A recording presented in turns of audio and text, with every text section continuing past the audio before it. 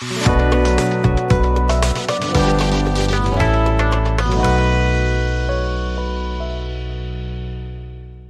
बच्चों, रेजिस्टिविटी के बारे में बात करते हैं। ठीक है, देखिए रेजिस्टेंस, हाँ रेजिस्टिविटी के बारे में बात करते हैं। देखिए बच्चे, रेजिस्टेंस के पहले मैं बता देता हूँ, अभी जस्ट हमने इससे पहले बात करी थी कि resistance it is a property of a conductor to resist the flow of charges through it. अब देखिए एक्सपेरिमेंट किया गया, उसमें क्या देखा कि जैसे जैसे हम वायर की लेंथ बढ़ाते हैं, जिस भी वायर के थ्रू हम करंट पास कर रहे हैं, जिस भी वायर के थ्रू हम वोल्टेज सोर्स लगा रहे हैं, ठीक है, जैसे जैसे हम उसकी लेंथ को बढ़ा रहे हैं वैसे वैसे रेजिस्टेंस बढ़ रहा है। रेजिस्टेंस बढ़ रहा है मतलब एमीटर में, जैसे मैं आपको बताता हूँ बच्चों, देखिए एक्सपेरिमेंट कुछ ऐसे कर सकते हैं। जैसे मान लीजिए बॉक्स ले लिया, ये हमने दो कॉन्टेक्ट ले लिए, ठीक है, यहाँ पे वोल्टेज सोर्स और यहाँ पे एमीटर, जो कि हमारे फ्लो ऑफ करंट को बताएगा। ठीक है, देखिए बच्चों, तो क्या लिया हमने पहले एक नॉर्मल साइज का वायर लिया। ठीक है, मान लेते हैं A1 करंट आया, यहाँ पे रीडिंग शो हुई A1 एम्पियर। ठीक है, अब क्या किया, अब इस वायर की लेंथ को बढ़ा दिया गया, वायर के लेंथ को बढ़ाया गया। ठीक है, तो हमने क्या ऑब्जर्व किया कि इस एमीटर की रीडिंग घट गई है, मतलब अब रीडिंग आ रही है A2, अब रीडिंग आ रही है A2 which is less than A1। ठीक है, लेंथ बढ़ाने से करंट कम हो गया। अच्छा, करंट कम हो गया, देखिए R equals to V by I. Current कम हो गया क्यों, क्योंकि रेजिस्टेंस बढ़ गया होगा। ठीक है, तो पहली ऑब्जर्वेशन तो ये थी। दूसरी ऑब्जर्वेशन देखो बच्चों, क्या किया गया सेकेंड टाइम में, क्या किया गया, वायर की जो एरिया था उसको बढ़ा दिया गया, मतलब अब की बार मोटा वायर लिया गया। तो जब मोटा वायर लिया गया तो क्या देखा कि जो करंट है वो बढ़ गया। तो उसका क्या मतलब हुआ, जैसे जैसे एरिया बढ़ रहा है वैसे वैसे करंट बढ़ रहा है। करंट बढ़ रहा है इसका मतलब क्या रहा होगा, रेजिस्टेंस कम हो रहा होगा।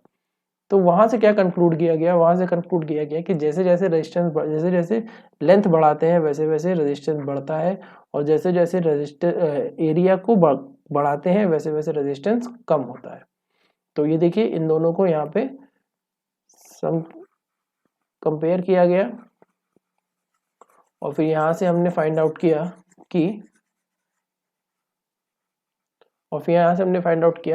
कि रेजिस्टेंस जो है वो डायरेक्टली प्रोपोर्शनल होता है लेंथ ऑफ द वायर के या लेंथ ऑफ द कंडक्टर के, पर इनवर्सली प्रोपोर्शनल होता है एरिया ऑफ द कंडक्टर के। ठीक है, तो इस डायरेक्टली प्रोपोर्शनल साइन को हटाने के लिए हमने क्या है, कांस्टेंट का यूज कर लिया, रेजिस्टिविटी। तो R is equals to rho L upon A। तो बच्चों क्या होगा, जैसे जैसे वायर का, ठीक है, अभी तक हमने दो फॉर्मूले पढ़े, ये तो ओम्स लॉ से आया था, और ये रेजिस्टिविटी के लिए रेजिस्टेंस का फॉर्मूला है। तो रेजिस्टेंस की अब दो बात हो गई है। तो देखिए, अगर कंडक्टर की बात करें, ठीक है, वायर की बात करें, जिस वायर के अक्रॉस हम वोल्टेज पोटेंशियल, मतलब बैटरी या पोटेंशियल लगा रहे हैं, पोटेंशियल डिफरेंस क्रिएट कर रहे हैं, तो देखिए उस वायर का जब हम एरिया बढ़ाएंगे तो रेजिस्टेंस कम हो जाएगा। रेजिस्टेंस कम हो जाएगा मतलब करंट फ्लो वायर के अक्रॉस बढ़ जाएगा। ठीक है, अब देखिए बच्चों, ये तो पहला केस था। दूसरा केस, जब उसी वायर को हम खींच के लंबा कर देंगे, ठीक है, या उसकी लेंथ बढ़ा देंगे तो एरिया कम हो जाएगा। ठीक है, इसीलिए उसी वायर को खींच के लंबा कर देने से लेंथ बढ़ जाती है, एरिया कम हो जाता है, रेजिस्टेंस उतना ही रहता है। लेकिन अगर मैं एरिया को सेम रखूं, मतलब मोटाई सेम रखूं और वह लंबा वायर ले आऊं, तो क्या होगा, लेंथ बढ़ जाएगी जिसकी वजह से रेजिस्टेंस बढ़ जाएगा। इसका मतलब क्या हो जाएगा, जो करंट फ्लो होगा अक्रॉस द कंडक्टर वो कम हो जाएगा। ठीक है बच्चों, तो रेजिस्टेंस किस पर डिपेंड करता है, लेंथ ऑफ वायर पे और एरिया ऑफ वायर पे। अच्छा, ये रेजिस्टिविटी जो होती है, ये जो ये जो भी हम कंडक्टर यूज कर रहे होते हैं ये उस मटेरियल की प्रॉपर्टी को शो करता है, ठीक है, या ये उस मटेरियल पर डिपेंड करता है। रो इसको कहते हैं rho is a constant of proportionality and is called electrical resistivity. ध्यान रखिएगा बच्चों, electrical resistivity of the material of conductor. ये जो कंडक्टर का जो मटेरियल होता है उस पर डिपेंड करता है, ठीक है। The resistivity is the property of the material, ठीक है, ऑफ द कंडक्टर। लेकिन जो रेजिस्टेंस है वो कंडक्टर की प्रॉपर्टी है और जो रेजिस्टिविटी है वो उस कंडक्टर के मटेरियल की प्रॉपर्टी है, ठीक है। The metal and alloys have very low resistivity in range of 10 to the power minus 8 to 10 to the power minus 6, ठीक है। देखिए बच्चों क्या होता है मेटल्स और एलॉयज। अब मेटल्स का तो आपको पता ही है, एलॉयज का भी यही सेम हिसाब होता है नियर अबाउट। इनके अक्रॉस करंट जो है वो बहुत ज़्यादा पास होता है, या करंट आराम से पास हो सकता है या ज़्यादा अमाउंट में पास होता है, इसकी वजह से इनके मतलब करंट ज़्यादा है, इनके अक्रॉस जो फ्लो हो रहा है करंट वो ज़्यादा है। अच्छा, करंट ज़्यादा है तो क्या होगा, रेजिस्टेंस कम होगा, है ना। यही केस तो होगा ना, जब तक रेजिस्टेंस कम नहीं होगा तब तक करंट ज़्यादा कैसे फ्लो करेगा, ठीक है। तो that's why the metals and alloys are good conductor of electricity and they have low resistance। और लो कितना लो होता है, 10 to the power minus 8 ohm metre to 10 to the power minus 6 ohm metre. अच्छा, एसआई यूनिट जो resistivity की होती है वो होती है ओम मीटर। ये निकाली कैसे, देखिए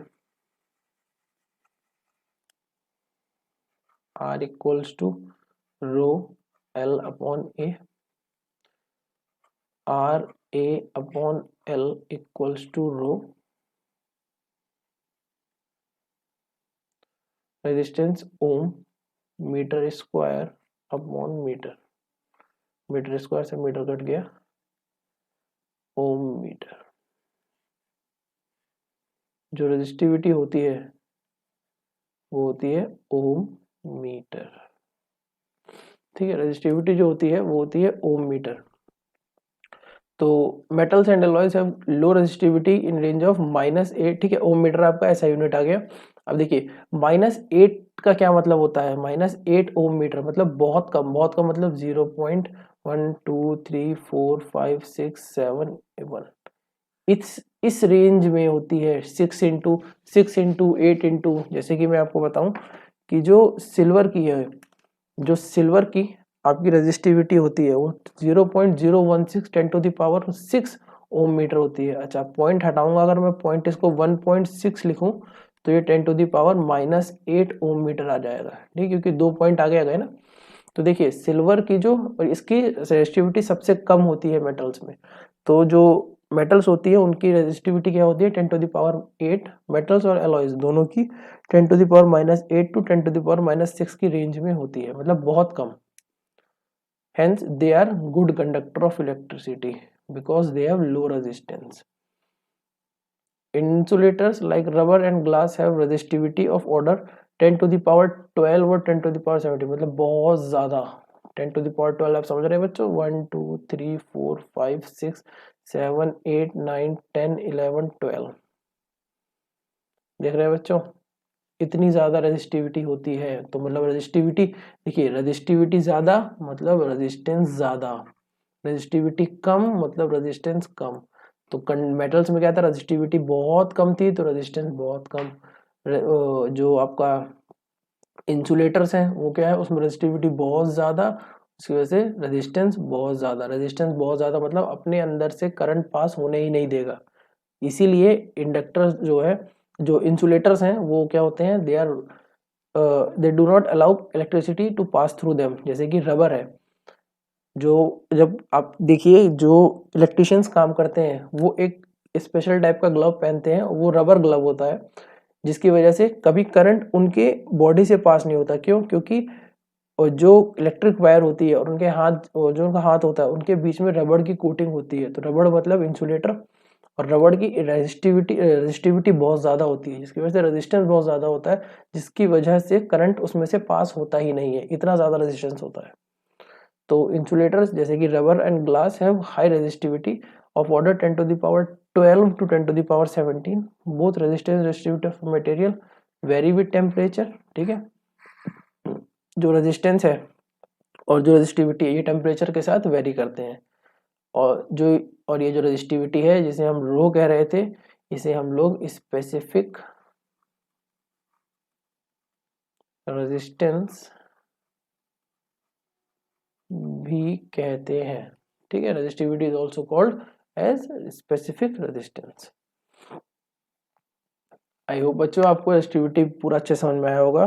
तो हमारा voltage, current, resistance and resistivity ये एक पार्ट था इस चैप्टर का जो कि बिल्कुल कंप्लीट हो चुका है। अब हम रेजिस्टेंस के बारे में, सीरीज और पैरेलल कॉम्बिनेशन के बारे में बात करेंगे, फिर थोड़ा हीटिंग इफेक्ट के बारे में बात करेंगे, फिर एनर्जी, पावर और commercial unit, and then NCERT exercises, और हमारा जो चैप्टर है वो वाइंड अप हो जाएगा इसके। और इसी से हमारा चैप्टर 12 जो है एनसीईआरटी का वो कंप्लीट हो जाएगा। चलिए, पर वो आगे वाले स्लाइड्स में, ठीक है। Thank you.